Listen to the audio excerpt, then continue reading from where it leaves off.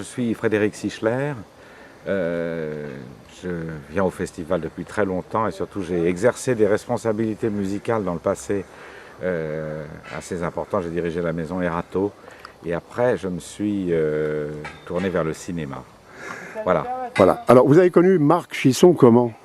Alors moi j'ai connu Marc Chisson pas par le plus grand des hasards, mais par l'effet de sa programmation, parce que quand j'ai acheté ma maison il y a 20 ans ici, je suis tombé sur le programme du festival et Michel Legrand y jouait. Et je venais d'enregistrer 4 disques avec Michel Legrand. Donc je me suis renseigné pour savoir qui était le responsable de ce festival. Je l'ai appelé, je suis allé le voir, on est allé évidemment au concert. Et on a en quelque sorte inauguré ma maison avec Marc et Michel Legrand, puisque c'est le premier dîner qu'on y ait fait. La maison était encore en travaux, par une nuit typiquement du sud-ouest en plein mois d'août, c'est-à-dire interrompue par un orage extraordinaire. On a terminé aux chandelles avec une pluie battante à l'extérieur, donc c'est un souvenir inoubliable. Voilà.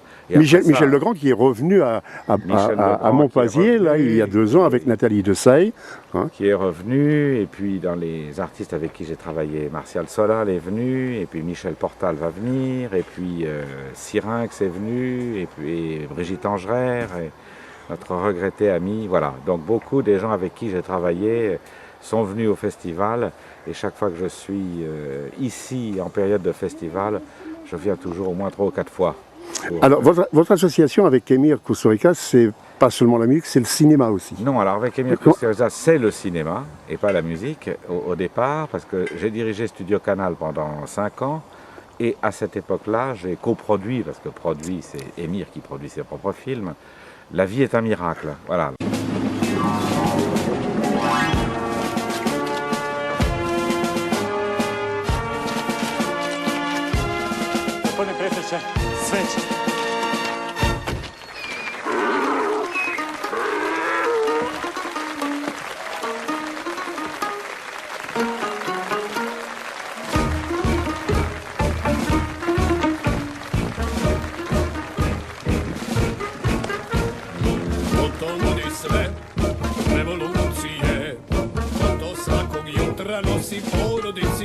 Il est sur la scène comme il est en privé.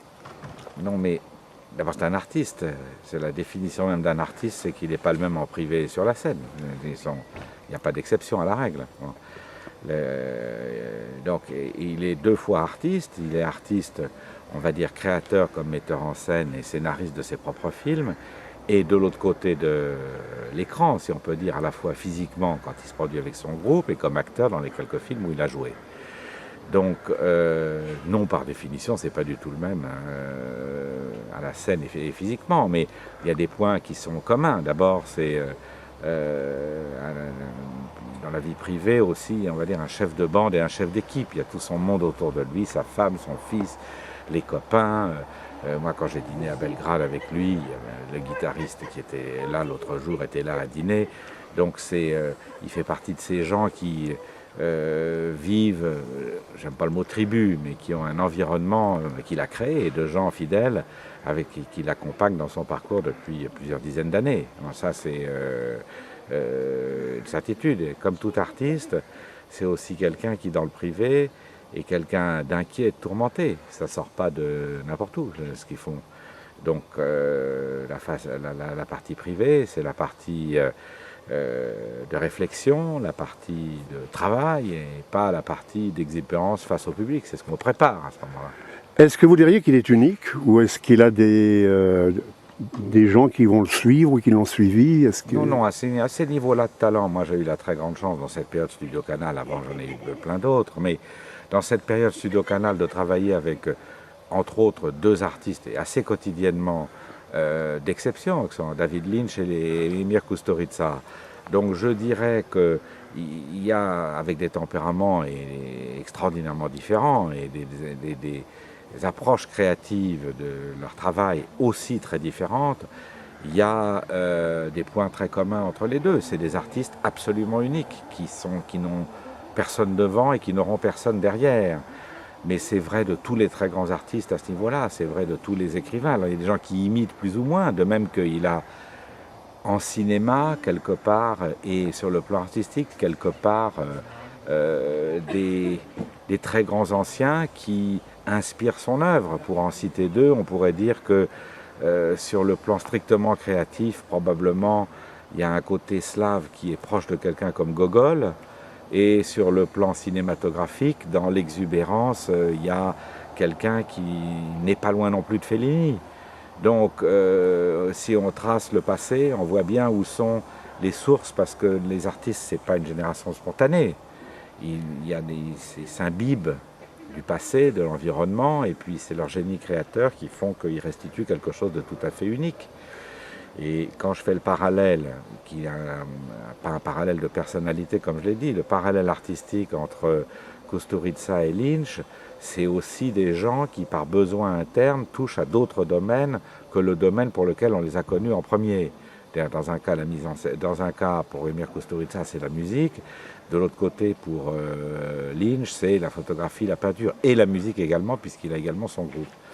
Donc, il a donc toute sa place dans un festival comme le Festival d'été musical en Bergerac, qui est éclectique et qui est là pour offrir à un public varié quelque chose de différent. Bon, alors le mot éclectique, c'est toujours un mot piège. Éclectique, ça veut dire qu'on touchera un peu à tout, mais c'est pas l'approche de Marc Chisson, que je connais très bien comme ami et que j'aime beaucoup, et donc je trouve que la programmation est absolument excellente. Alors, il faut dire varié plutôt qu'éclectique.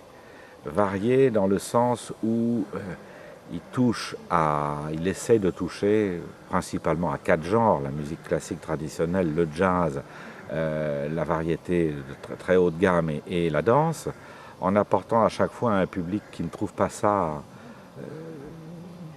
chez lui très souvent, des programmes, des projets, des artistes de très haut niveau, avec une très grande cohérence. Il a une ligne, c'est aussi, comme tout artiste, sa personnalité qui transparaît et qui transpire dans sa programmation. Donc quand on parle avec lui, il y a des gens qu'il n'invitera jamais et d'autres qu'il est prêt à inviter trois fois de suite. Voilà. Il est bien parti pour les 25 ans, alors les 25 ans du festival l'année prochaine. J'espère pour lui et j'espère pour la région.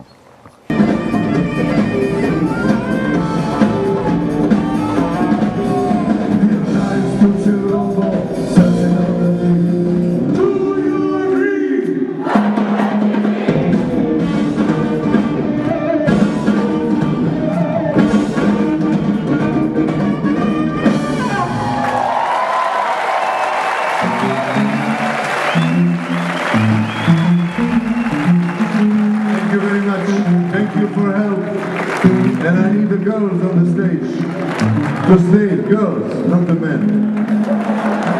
I need the girls to help me for the next song,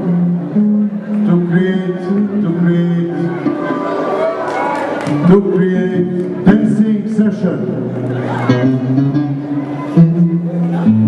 This song comes from the movie Life is a Miracle, called Evergreen.